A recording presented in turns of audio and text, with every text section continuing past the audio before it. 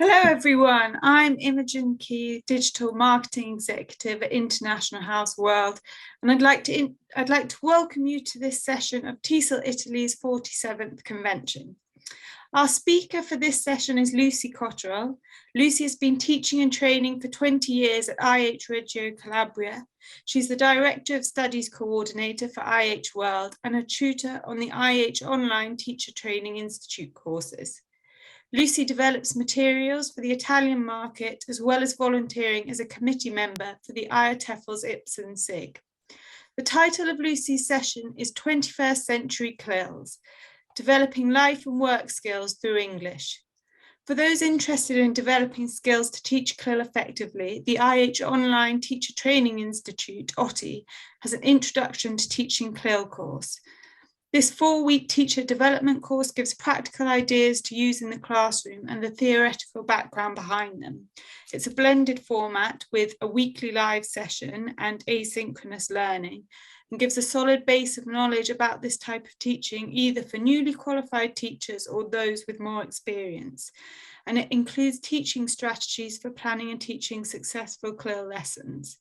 If you enter the TESOL convention raffle, you will be in with a chance with winning a place on one of our 2023 CLIL courses. We'll have a question and answer session at the end where you can ask Lucy any questions about her presentation, and I will answer any questions about the IHOT Introduction to Teaching CLIL course. Lucy, the floor is yours. Thank you, Imogen, and thank you to IHOT for sponsoring the talk.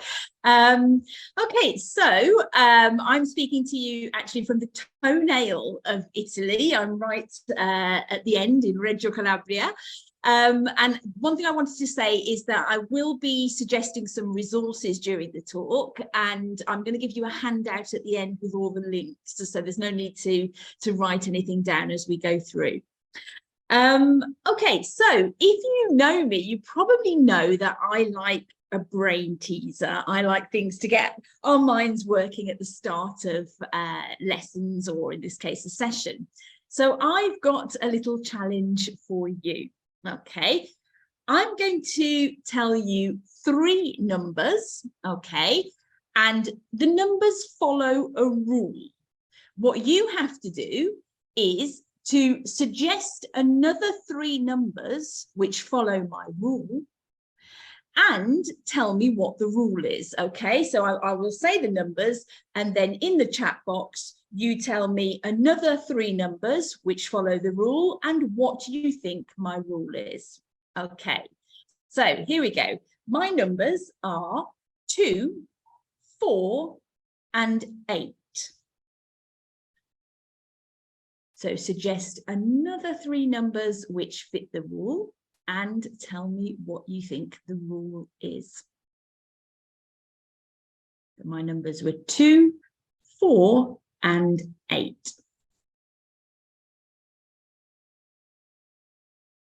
Okay, thank you, Margarita. 16, 32, 64. Okay, so you think it's 16, 32, 64, and you think it's sort of, okay, doubling numbers. They fit my rule, but that is not my rule, Margarita. Gisela, 365, lucky numbers. Okay, that is really interesting, actually. It doesn't follow my rule, but it's kind of similar. Anybody else want to try? 3, 6, 12. Thank you, Arzu. Multiplied by 2. Well, your numbers follow my rule, but that is not my rule. Anybody else want to try? So my numbers were 2, 4, 8.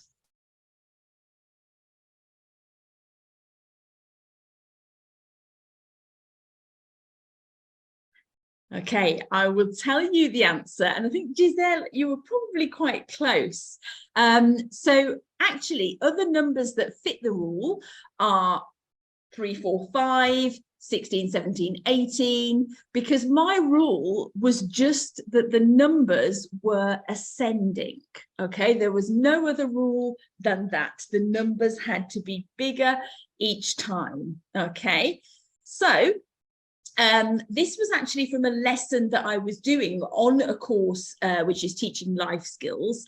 And this particular activity was part of a lesson that was focusing on biases. And this one in particular was focusing on the confirmation bias. Now, this activity shows that in order to discover something new, you have to try to find something that doesn't fit with what you already believe. So rather than looking for something that confirms what you believe. Now, for example, if you said descending numbers, if you suggested those, then you would have discovered the rule, which was that they were ascending. Anyway, I'll be looking at activities again later in the talk. But first of all, I wanted to spend a little time just clarifying some key terms which are related to kind of teaching life skills in English. So have a look at this.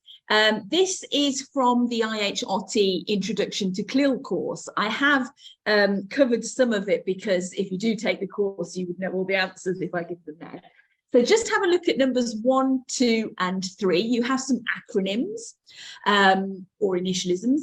And what you need to do is to tell me the words that are missing. Okay, so for example, CLIL is content and what are the missing words? If you want to type in the chat box, if you know what the words are.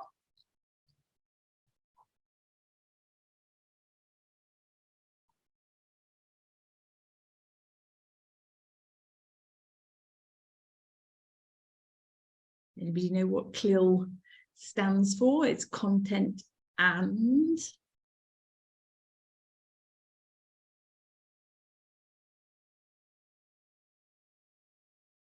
Okay, learning, Teresa. Yeah, learning is at the end, actually. That is the 4th word. So content and language integrated learning. Thank you, Oscar. Yeah, that is absolutely right. So that is the first one. And then we have these other acronyms, number 2 and number 3. Oh, yes, higher order thinking skills. Brilliant. Yes, thank you, Oscar and Rebecca. Fantastic. And what about, so if HOTS is higher order thinking skills, what is LOTS? What do you think that is? What does the L stand for? Lower order, you're absolutely right. Yes, so we've got higher order thinking skills and lower order thinking skills. Now, if you're familiar with Bloom's taxonomy, you might have said, no, that the higher order thinking skills are things which require a little bit more thinking. They're less routine activities, things like creating things or applying knowledge. And the lower order thinking skills are much more kind of like, you know, repetitive tasks and things like that. And then finally, number 7. Yes, Rebecca, brilliant. English as a medium of instruction, which is kind of what we're looking at today. So we're teaching something using English as the medium of instruction. So we're teaching something, a skill or something through English. Okay. So the other big term is life skills, because we hear a lot about life skills. So what I'd like you to do is in the chat box, just tell me, what does the term life skills mean to you? Could you define life skills? What does it mean to you? Learning to learn. Yeah, that's a really good one, actually. Yeah.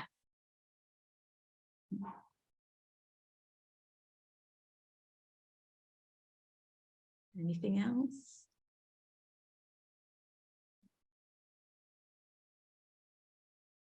I think learning to learn is kind of important because learner autonomy.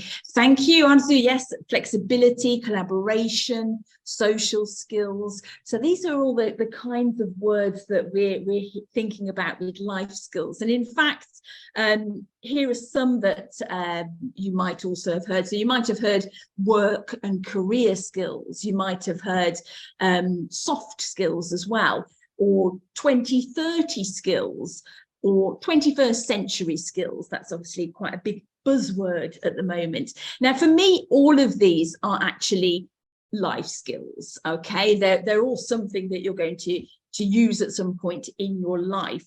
Now, I mentioned in the abstract that I would share my experiences from working on courses where I was teaching life skills, and I've been doing that for the past 3 years. At the moment, the courses focusing on life skills are there for teenagers, probably above the age of 14, and for higher than a B2 level.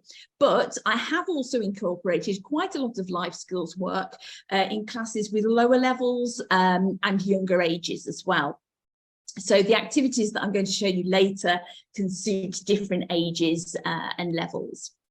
Now, when I was designing the course at the time, everybody was talking about 21st century skills. So I used that to kind of help me choose activities and topics. So let's just have a look at some of the 21st century skills. So here they're divided into 3 sections. So foundational literacies, competencies, and character qualities. Okay, now you can see the first one, number 1, there's a little icon, and number 1, that icon represents literacy.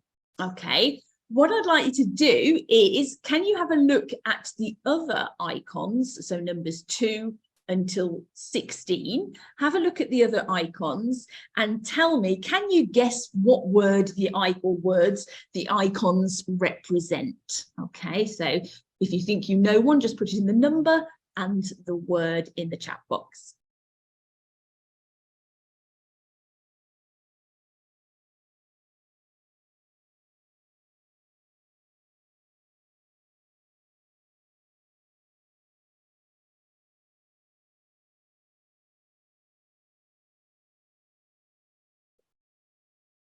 Numeracy, thank you, Vanessa. I won't tell you the answers just yet, I'll reveal them in a moment. Just any.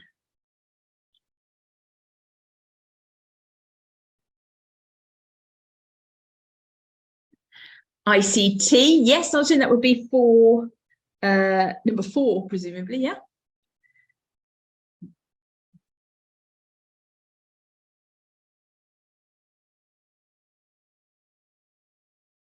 Just a reminder, when you're in the chat box to where it says 2, just make sure that you're sending it to everyone, because otherwise it's only visible to me and the other hosts. Thank you, Vanessa. Interpersonal. Yeah, good guess there, because I think there's 3 people there. Quite a good one. Okay, well, I'm going to creativity. Yes, Angela, that is actually a very important thing. So for number 8, yeah, could well be creativity. Okay, I'm going to reveal the answers now. So just have a look there. So in fact, Angela, you were absolutely correct there. And also, yeah, ICT literacy and numeracy as well, Vanessa, they were correct. So this is what I kind of looked at and thought, well, what can we use in the course? So these were basically the skills that I felt I could develop through doing the course. And it's a bit strange to say maybe that the character qualities could be developed, because can they really be developed in a course? Probably not, but I did take it into mind when I was planning the activities. So our course is very collaborative, and they help each other. They're a bit more, somebody said earlier about learning to learn, and they do hopefully become more autonomous. And things like cultural and civic literacy, it was covered by learning about eco-citizenship, social responsibility, and things like that. ICT literacy, we taught them also how to use Canva. All of this is in English. We taught them how to use Canva, create their own quizzes on things like WordWall to give to the other students and things like that. Now, the competencies we will look at in a moment, but I'm sure you're already familiar with many of them. And when we launched the course, this was the image that we used to advertise it. So we decided to call it C+ because it was for students of a C1 and C2 level at the time. but also because there were 6 things that they would practice on the course, beginning with the letter C. So can you guess any of the verbs? So there are 6 verbs there, all beginning with the letter C. They're covered by, well, it was supposed to be a letter C, but it looks more like a banana. So any ideas what the verbs might be? Can you guess in the chat box any verbs beginning with C? Cooperate, nice. That's really nice character. Collaborate, yeah, I think it could be.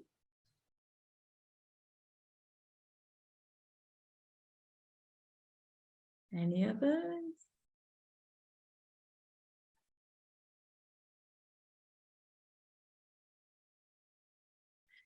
Okay, communicate, yeah, that's a popular one, isn't it?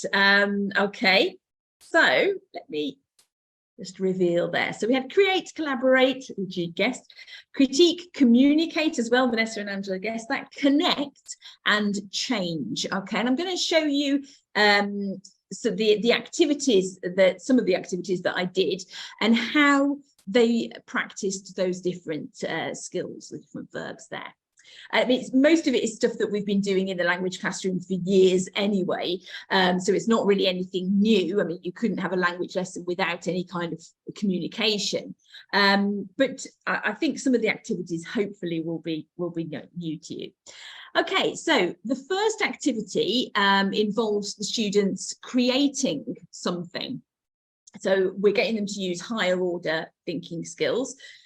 Before they created it, we'd spent a lesson kind of working on vocabulary that they would need and looking at certain things that they would need to be able to create what I'm about to show you. So the topic of the week was sustainability, and we'd been doing various tasks about the environment, and at the end their creative task was to create an infographic. Now, I gave them this model that you can see in the video, and I used a site called Genially. I don't know if any of you are familiar with that, but you can do a lot of things on it. And as you can see from the video, if the students clicked on certain parts of the infographic, questions would come up to check their comprehension of the text in the infographic. And then it was their turn to create an infographic on an environmental topic of their choice. And through doing this, there was also a focus on communication, because an infographic is a very modern way of communicating information. And they needed to learn, and this was not easy for some of my students, they needed to learn to write text being very clear and very concise, because that is the nature of an infographic. So they previously done tasks where they had learnt how to use the app Canva to create visually appealing material. And these are a couple of examples of the infographics that they made. So we had a number of infographics, so that we had sort of 8 in the class this year, for example. And what I did was I work with this course online, but you could do this also face-to-face.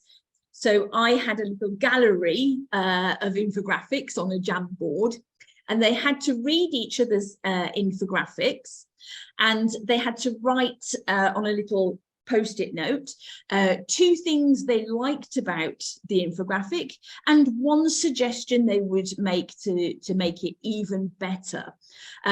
So, you know, by doing that, it was really nice because they were all like going around the gallery and reading each other's infographics. But the peer evaluation that came from evaluating each other's work, that brought in another C verb, which was to critique. So it's really important to teach our students how to give and receive constructive criticism and to constantly be improving what they do. So the class should be cooperative, or even better, collaborative, and everyone helps each other to learn, because this is what the modern world is like. You know, we need other people and to work together. And so I mentioned Genially earlier, and one of the things that I really like to create on Genially are escape rooms where students have to work in groups and complete a series of tasks or answer questions to find a code which helps them to escape. Now I'm going to just switch over to a moment to show you on Genially.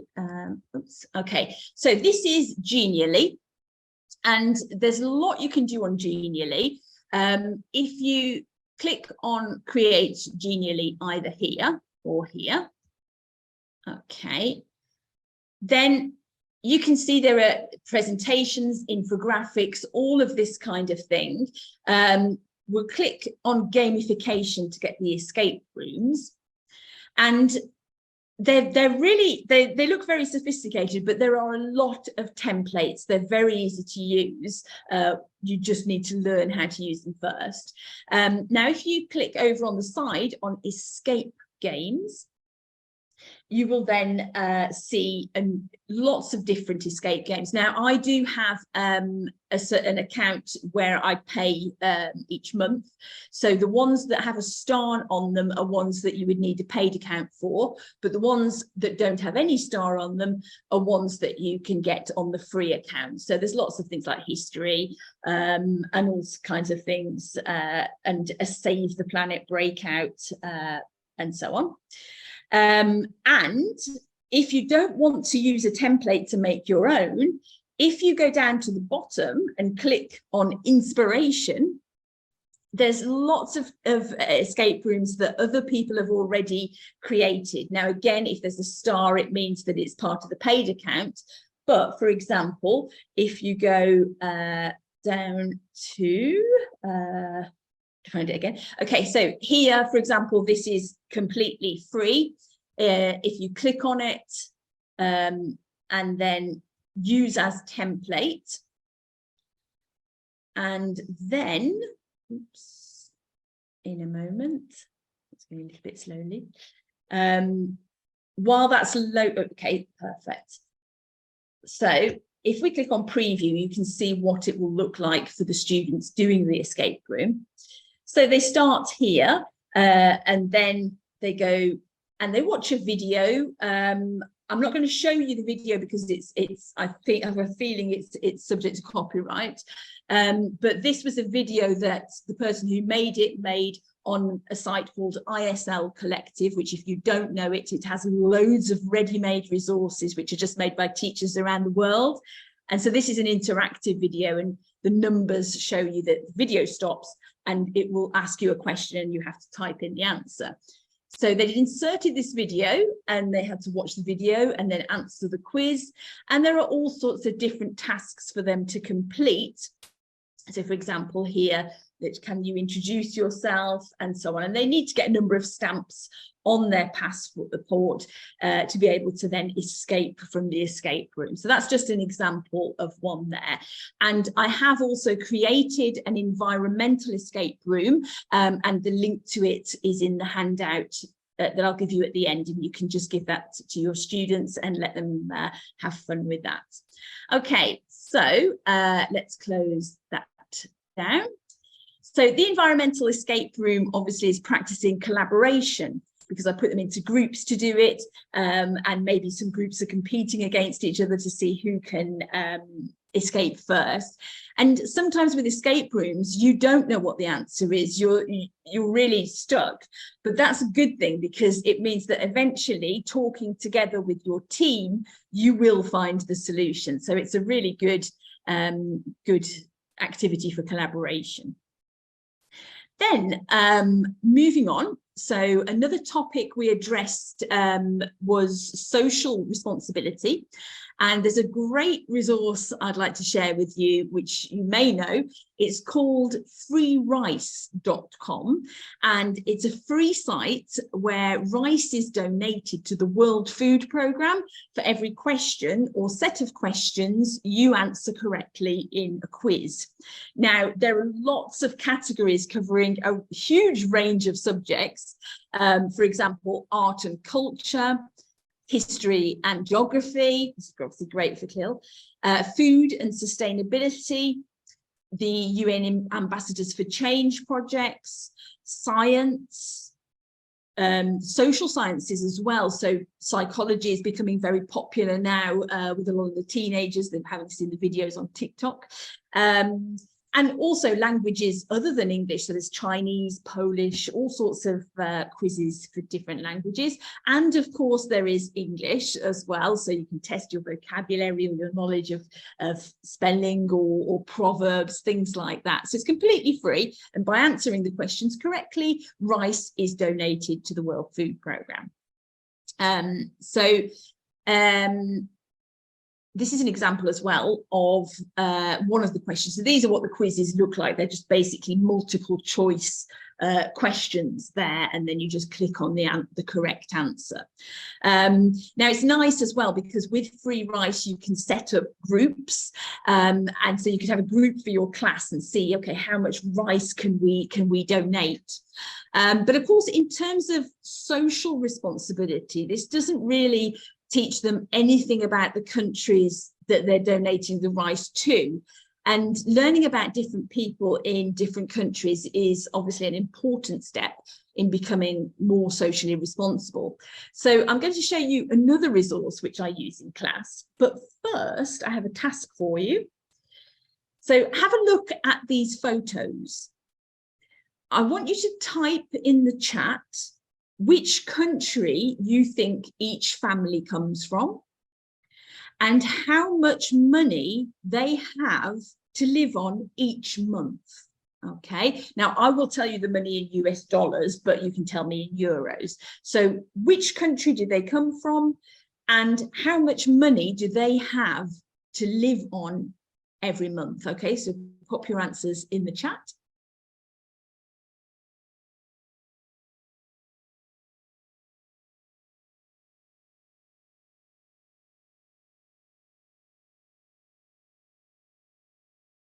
Okay, Milena, you think the USA? Oh, sorry, I should have numbered the pictures as well. Let's say that the one on the left is picture number 1, and then the one in the middle, picture 2, and the one at the end, picture 3. Sorry, I forgot to number them. Okay, so you think the USA for number 1. Okay, thank you, Milena. That's a good guess.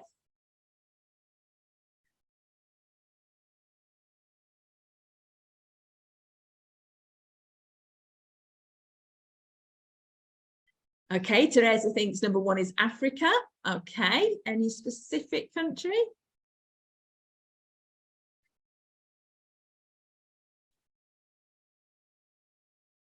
Number 3, Chiara thinks is Eastern Europe.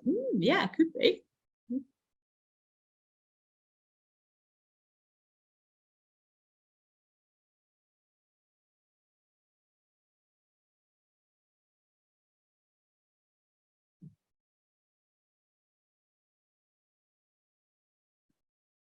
Okay, so I'm going to reveal the amount. So this is something that I've done in class. So I've said, okay, which country do they come from? How much money do they have each month to live on? Now, let me reveal the amount. So the first picture, which we weren't sure whether it was a country in Africa or whether it was in America, it's actually Kenya. And they have $3,268 a month to live off. Now, this really surprised a lot of my students because they saw children without any shoes on, with a basketball, and possibly some of their biases here also led them to think that these children were poor, when in fact they're actually quite rich. That's quite a good income to live off. And then there was a guess about number 3 being Eastern Europe. Well, actually, it's Spain. And that family in Spain live on $824 a month. Okay, and then we have the last family.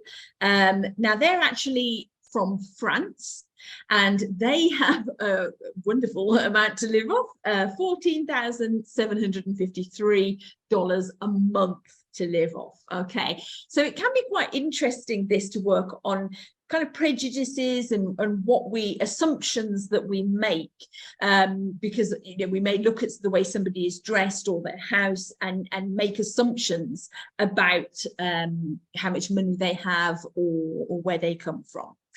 And this is from a site called Gapminder, and it's called a section within Gapminder called Dollar Street.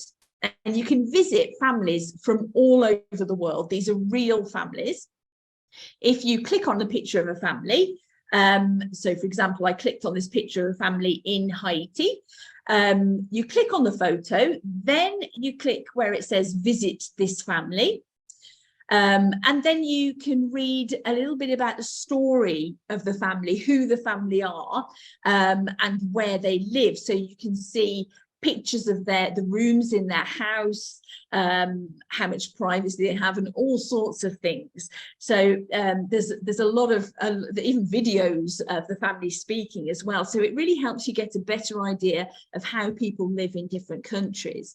And some of the ways that you could use this in class are, well, first you could ask the students to choose a family by looking at the pictures. And then once they've chosen a family, they read all about that family and prepare a presentation, ideally only using one photo, so that they have to describe what they saw in the other photos. And for higher level students, you could ask them to say what kind of sounds they can hear, or what sounds they think that family can hear, or what that family can smell. So all this kind of descriptive language. Or what they could do is prepare a description of one of the family's lives, adding 2 false facts to the description. So they would then read the description to others in the class, and the class has to guess which are the false facts. Okay. Or these photos are a great way to practice for exams such as the Cambridge exams, where they have to describe a photo or maybe compare 2 photos. So they could compare the kitchens of 2 different families, for example. It's really good for working on comparatives and vocabulary about houses. And finally, it could lead quite nicely into setting up a pen pal project. Now, Global Pen Friends is a very safe site where children can find pen friends from different countries around the world and write to them. So that's one way as well. Okay, so all of this allows the students to connect with people outside their classroom or outside their home, their community, and even their country. So we're just missing one C verb now, and that was change. Now, I mentioned earlier that part of my course focused on learning about our unconscious biases and how they affect our lives, and those around us as well, negatively. So the site I just showed you, Gapminder, also has an excellent section called You Are Probably Wrong About. And here there are a series of topics that, thanks to the biases, people usually have beliefs about these topics that aren't the reality, they're not true. So if you click on a topic, you have to answer a series of questions, and they're questions that people usually get wrong. So for example, just have a look at this question. If you want to, you can type your answer in the chat. So in 1990, 3% of the world's population lived in a different country than where they were born. What is the share today? What do you think it is? Is it 4%, 14%, or 24%? Now, you can pop your answer in the chat if you want. There may be a bit of a delay. But I can tell you that a lot of the students that I taught thought it was either 14% or 24%. It is in fact 4%. So it's only 1% higher than 32 years ago. And yet, because of the way that we are kind of influenced by the media and things like this, A lot of people think it's a lot more than that, when in fact it isn't. It's just 4%. So this is a great way to challenge your students' assumptions and hopefully change some of their erroneous beliefs. And there are all sorts of topics there, so they can take quizzes based on common misconceptions about the UN goals, and this was something that was really useful for some of my students, misconceptions about refugees or about different regions in the world. And at the end, I usually set a reflective essay type task where students have to say how their beliefs have changed as a result of doing the quiz, what they've learnt, and so on. So that is Gapminder. And another great resource is World's Largest Lesson. So World's Largest Lesson, again, has lots and lots of resources, even some in Italian, and also linked to the global goals, the Sustainable Development Goals. So I find it useful when you go in the site to use the filter boxes, so you can find the right resources for different age groups and themes. And then we'll also look at, these are produced by Cambridge, who made the Cambridge Life Competencies. They have a series of activity cards, and they've got 3 different sets. They've got young learners, teenagers, and adults. And on each card, and there are for each set, so in the young learner set there are about 80 cards, and on each card there is an activity idea, and it tells you how it practices different life skills. So it's a really useful resource, actually, and this is an example of the one for teenagers. So an example which is working on thinking creatively. So as I said, all of these resources I have put into a handout, and I will share it in the chat in a moment. But to finish with, I'd just like to look at this poem, which I actually got from the British Council website. It was written by Alan Maley, who many of you may know because he's a legendary, a legend in the world of ELT. So just have a moment to read that poem. And while you do that, I will share the document.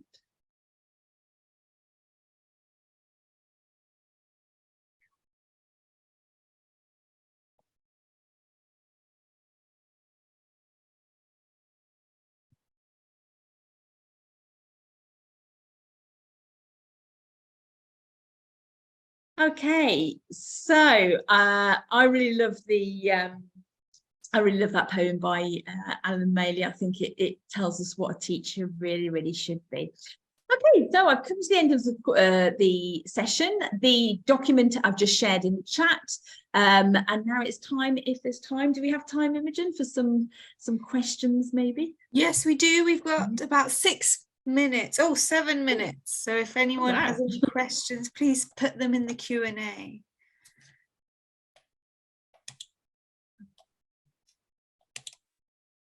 Or in the chat. Yes, they really are, Gisela, aren't they? They're amazing. Amazing. Well, I think we have a question from Gisela. Mm-hmm. Do you want me to bring you on mic, Gisela? Shall I?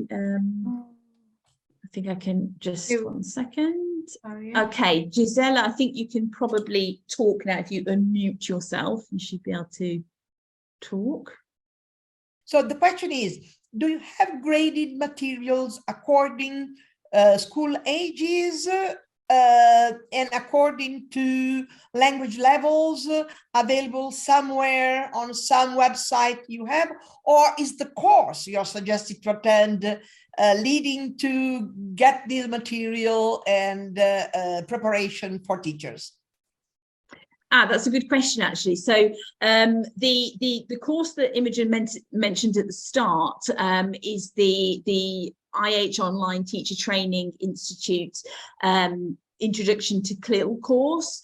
So that actually is, well, Imogen, maybe it's better, probably you can explain it better than I can. I don't know if you want to tell them sort of the structure of the course and what they can learn on it. Yeah, of course. So Gisela, it's separated into 4 different modules. The first module is more about theory and the background behind CLIL. The second module is about resources, and resources for all different age groups, different contexts. So for people working in international schools or state schools.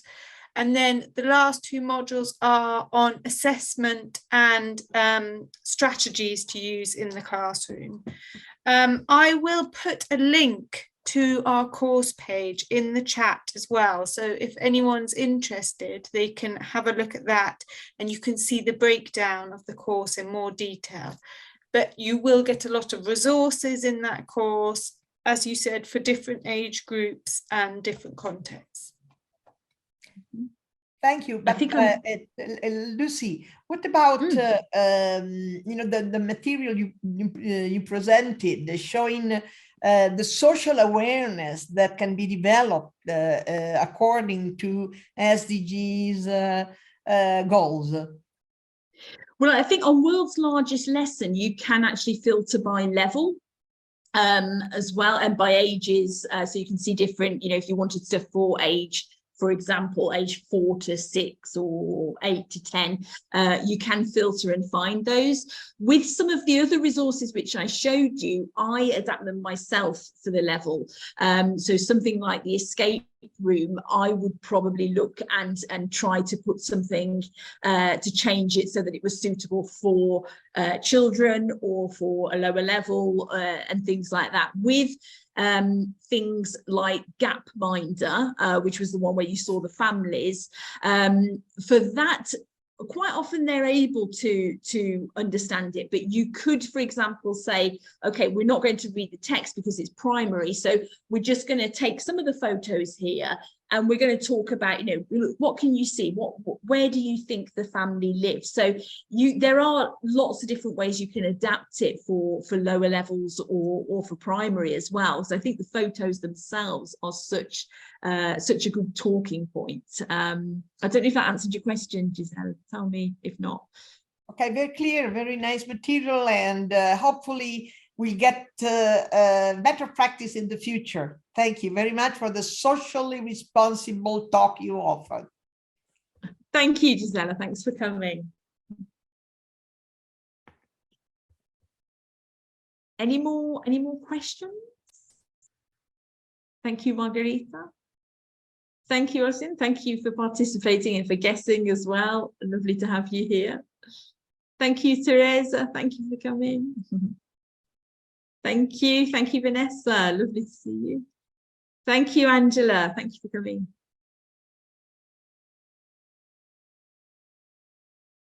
Just before we finish, I just want to say thank you so much to you, Lucy, on behalf of TESOL Italy, and thanks to all the participants. I think we can all agree that was a really inspirational session. So many good materials. I want to have a go at some of those games myself. So yeah, thank you very much, Lucy. Okay, thank you, Imogen, and thank you, IH Online Teacher Training Institute. And also, I think the link to the course is also in the handout from the session as well. So everything you can get in there. Okay.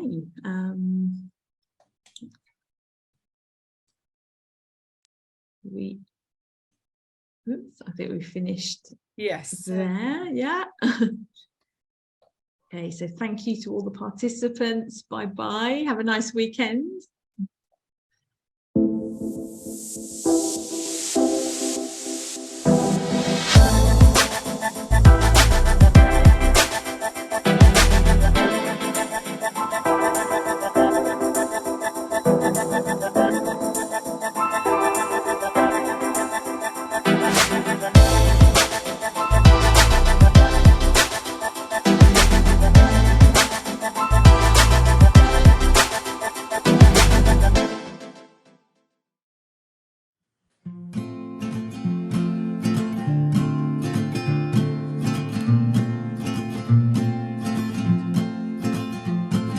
You said that the road to happiness was long and winding. You said that the forests would get dark, and that the ground could shift. here up on this hill we're climbing. No matter how close we get, we're still so far.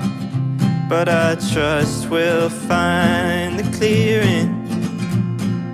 I'm trusting the trail. No matter what we're feeling, there's one way we can't fail. Let's just keep hiking.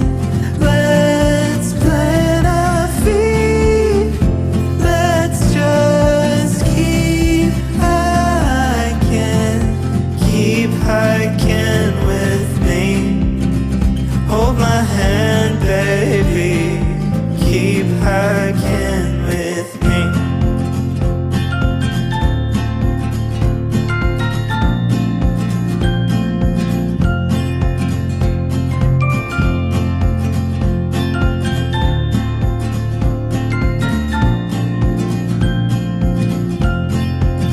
You said the road up to success was an impossible test unless we had some sort of map. And I could feel it in my chest just as our feet begged us to rest. I think this just might be the end of that. But I said I trust we'll find the clearing. I'm trusting the trail. No matter what we're feeling, there's one way